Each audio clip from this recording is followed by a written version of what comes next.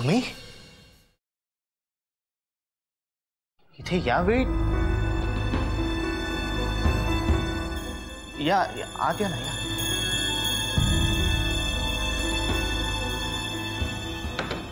काय काय झालं काय? यावेळी असं इथे येणं चुकीचं आहे. संध्याकाळी मी जे तुम्हाला बोलले त्यानंतर तुम्हाला इथे येऊन भेटणंही चुकीचं आहे हे मला माहिती आहे, पण माझ्याकडे दुसरा पर्याय नव्हता. ओके, पण काय झालंय?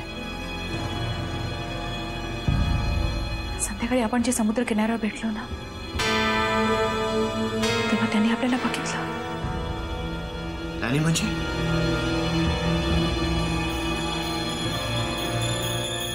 ओ गॉड, रमा शेठ.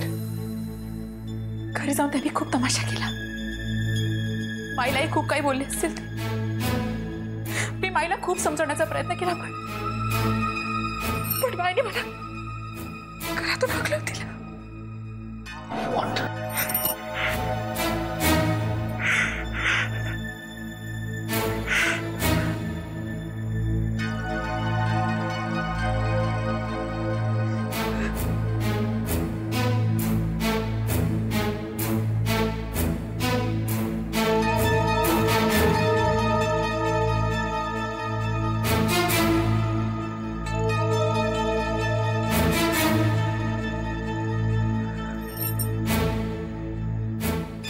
चला माझ्या बरोबर. नाही नाही नको, प्लीज नको. प्लीज तुम्ही माईसमोर जाऊ नका.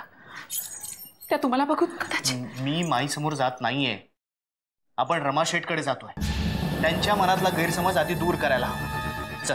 तुम्ही प्लीज रमा शेठ समोर सुद्धा जाऊ नका. तुम्हाला माहित आहे तो माणूस काय करेल. माझं इथे येणं चुकीचं आहे. जे काय घडलेलं त्याच्याशी तुमचा काही एक संबंध नाही. काही एक संबंध नाहीये म्हणजे? रमा शेठनी तुमच्यावरती संशय घेतलाय तो माझ्यामुळेच ना. मग त्यांच्या मनातला गैरसमज मीच दूर करायला हवा. हे माझं कर्तव्य आहे. डोंट वरी, मी बोलतो रमा शेठशी, ते ऐकतील माझं. चल चल. आदिनाथ, आदिनाथ प्लीज नको. ऐकू, तुम्ही ऐकून तरी घ्या. श्रीराम श्रीराम.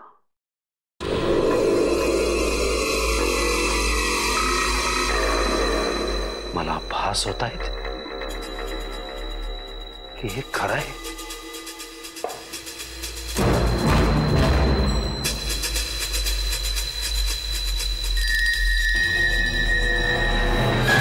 विष्णू, विष्णू. आलो मालक. विष्णू. मालक, काय झालं मालक?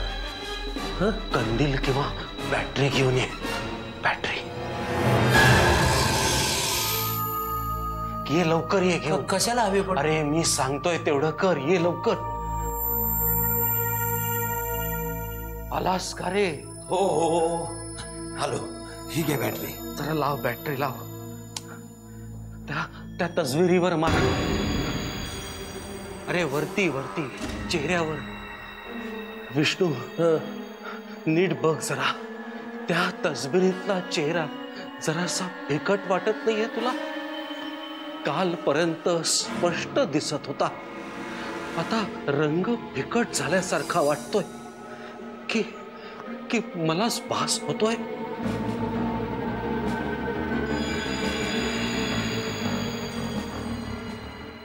होय हो मालक, चेहरा थोडा फिकट झाल्यासारखा दिसतोय. श्रीराम श्रीराम श्रीराम श्रीराम.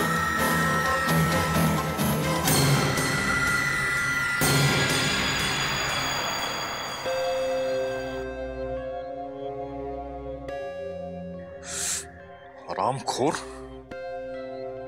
अरे काय काय नाही केलं तिच्यासाठी. गावात राहायला घर दिलं, शाळेत नोकरी दिली, आणि ही की त्या शहरी गांडुळ्याच्या गळ्यात जाऊन पडते. अहो, बायकांची जातच जगावाच. त्याला आपण तरी काय करणार? अरे आधी माहिती असताना तर गावात घर देण्याऐवजी तिला बावनखणीतच ठेवलं असतं. अख्ख्या गावाला पुरून उरला हा रमा शेठ. पण त्या 1.5 दमडीच्या, अरे काल परवा आला ना रे तो. असं तुम्हाला वाटतं रमाशेठ? कोणाच ठाऊक ह्यांचा आधीपासूनच घॅटमॅट असेल तर. अरे पण तो शहरात राहतो, ही गावात राहते, तो तिला कुठे भेटला असेल? अहो 10 गावं फिरून आलेत माहिले की इथं कुठं काय पेरून ठेवलंय हे आपल्याला कसं ठाऊक असणार? ह्यांचं हे गुटरगू आधीपासूनच आहे, लिहून घ्या तुम्ही. आणि हा ऍक्सिडेंट वगैरे आहे ना, हा सगळा फार्स आहे, फार्स. असा कसा हो ऍक्सिडेंट? नाही म्हणजे जिच्यावर गाडी घातली तिला काही लागलंच नाही, आणि ज्यानं गाडी ठोकली तो तर अगदी दुसऱ्या दिवशी सशासारखा टणटणीत. सर्वाची औलाद सनी.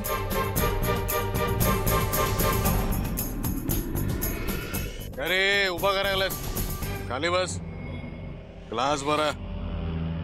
रमाशेठ कोण आलं ते बघा. अरे कोण आलंय या वेळेला?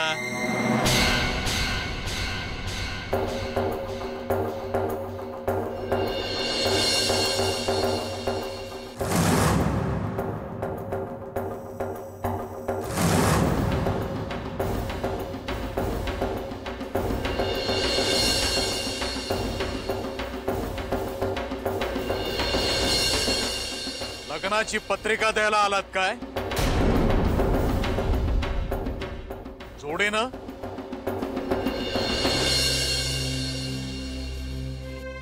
हे बघा, तुमचं काहीतरी मिसअंडरस्टँडिंग होत आहे. शुभ्रा तुमचीच आहे.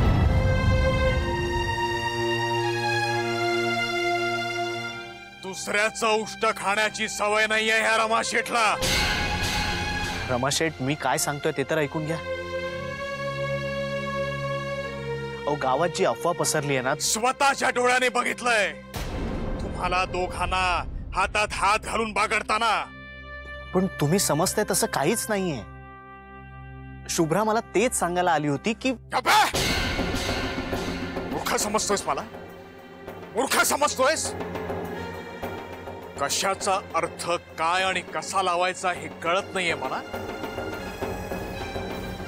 तुला मी नंतर बघेन.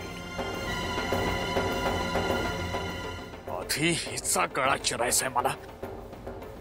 रमाशेठ, तुम्ही आता नशेत आहात, तेव्हा तुमच्याशी आता बोलण्यात काहीच अर्थ नाहीये. पण एकच सांगतो,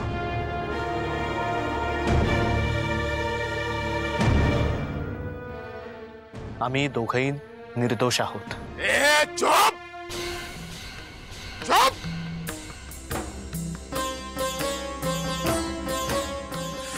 माझं डोकं सटकायच्या आत इथून निघून जा, नाहीतर दोघांचाही मुर्द्या पाडीन इथे. निघा!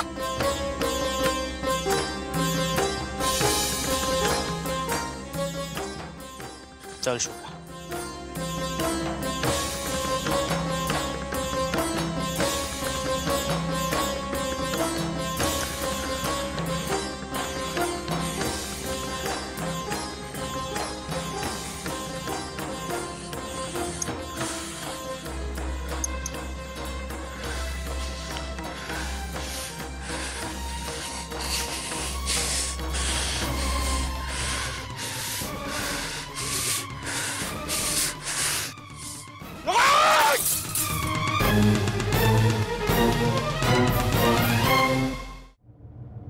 गाडी थांबवा,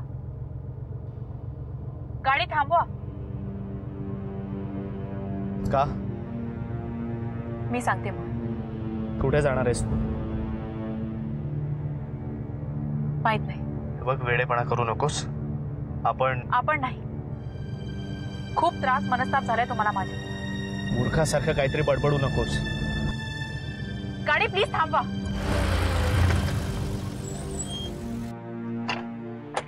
शुभ्रा, हा काय मूर्खपणा आहे? माझ्या पाठीमागे येऊन. तुम्हाला शपथ आहे सुलेखाची. मी शपथ वगैरे काही मानत नाही. शुभ्रा,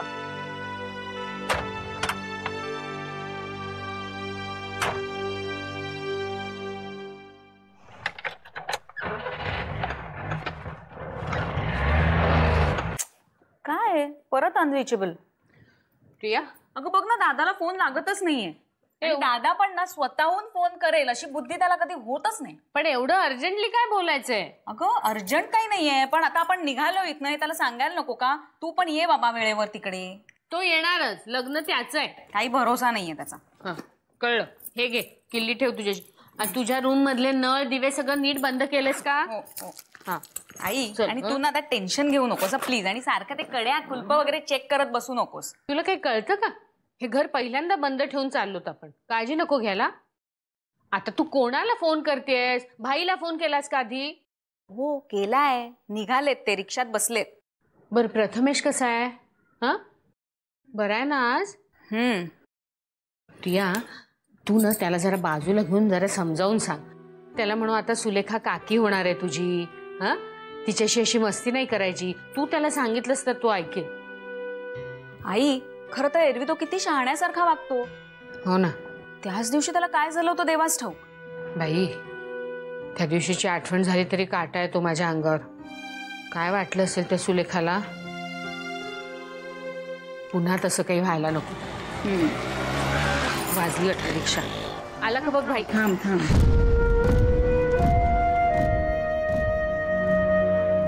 लाज वाटत नाही का ग कार्टी तुला?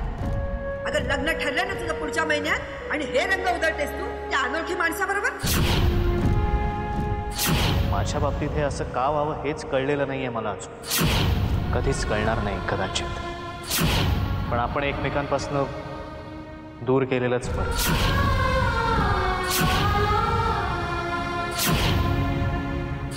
पण जे काही झालंय ते कधीच विसरता येणार नाही. पण ते विसरण्यातच फल आहे. आणि मोकळी हो. आणि मग करा तुम्हाला काय हवी ते सेवा करा.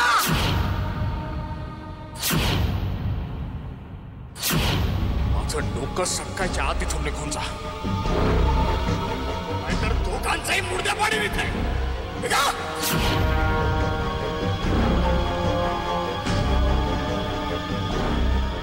शुभ्रा, शुभ्रा,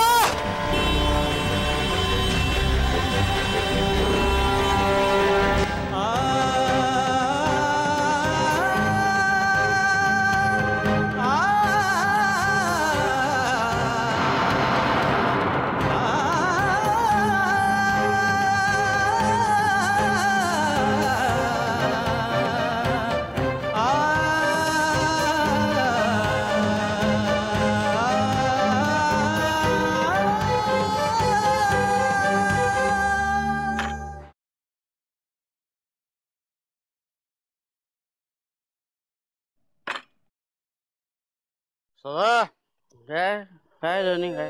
ए सदा, बोला. जा दारू घेऊन ये जा.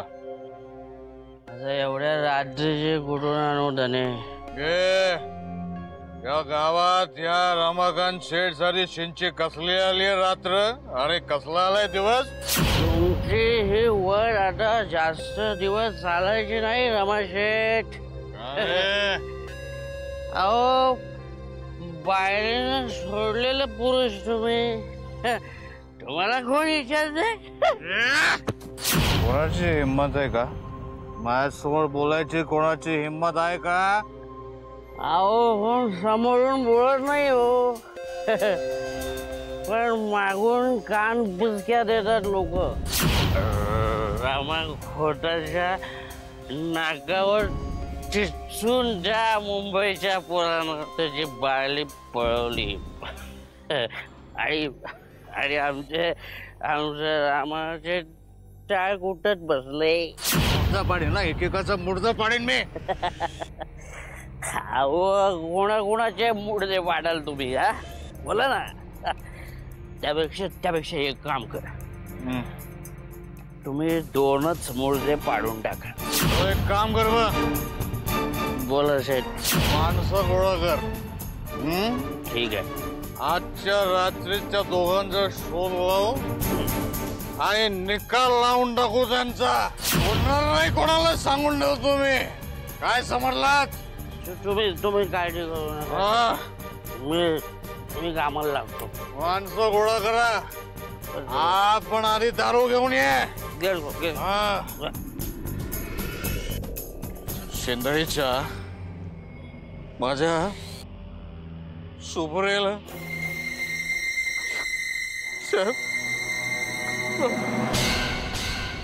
अगं कमाल करता तुम्ही. वेळेवर निघायला पाहिजे होतं ना तुम्ही. आता तुम्हाला उशीरच झालाय तसं निघायला.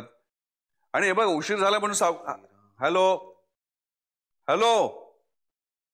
नाही नाही मी म्हणतोय तुम्हाला उशीर झालाय जरा सांभाळून या. हॅलो.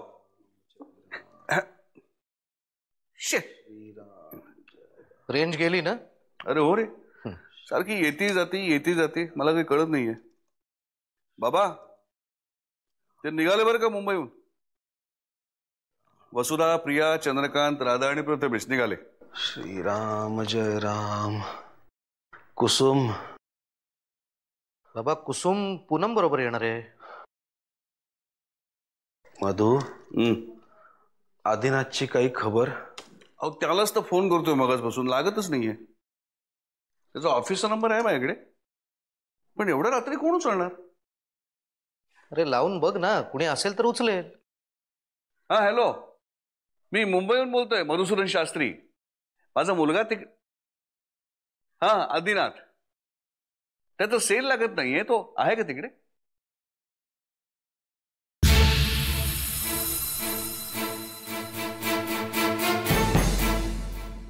काय नाही पण हे असं कसं शक्य नाही. आम्हाला काहीच कल्पना नाहीये. बरं आपण कोण? तो आला तर त्याला घरी फोन करायला सांगायचं. काय रे काय झालं? अरे आधी प्लॅन्टवर 2 दिवस गेलाच नाहीये म्हणे. अरे बा तेही शोधतायत त्याला. म्हणजे अरे तू हॉटेलवर फोन कर बघू. हॉटेलचा नंबर होता माझ्याकडे पण तो घरी डायरेक्ट लिहिलाय. हेही निघाले. हे बघ दादा काळजी करू नकोस. अरे काहीतरी स्वतःहून फोन करायला काय होतं मला कळत नाही. उगाच जीवाला खूर लावायचं ना दादा. एक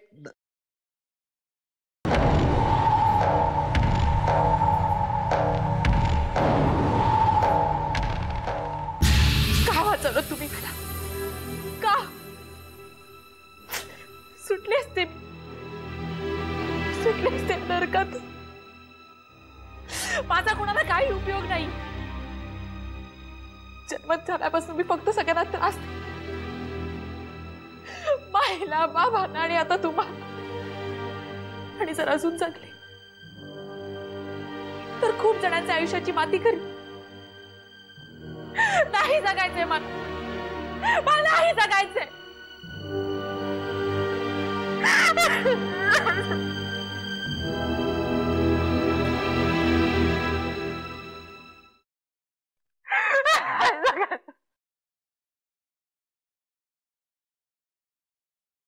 पाणी घे.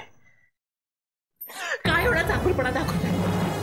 माझ्यामुळे तुमचा जीव धोक्यात येणार हे माहिती आहे ना तुम्हाला?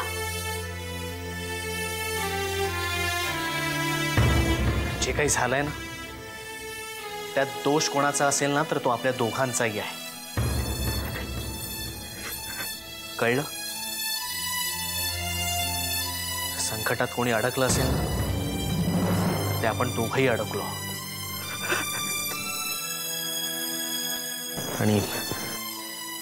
आणि यातून आपल्या दोघांनाच काहीतरी मार्ग काढायला हवा.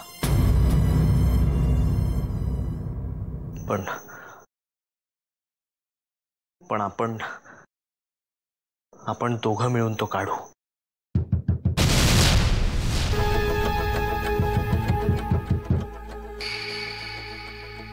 नाही नको.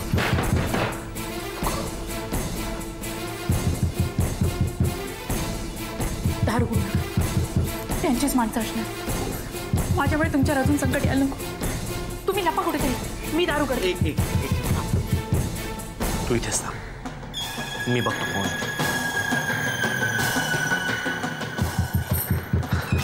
डोंट वरी, मी आहे ना.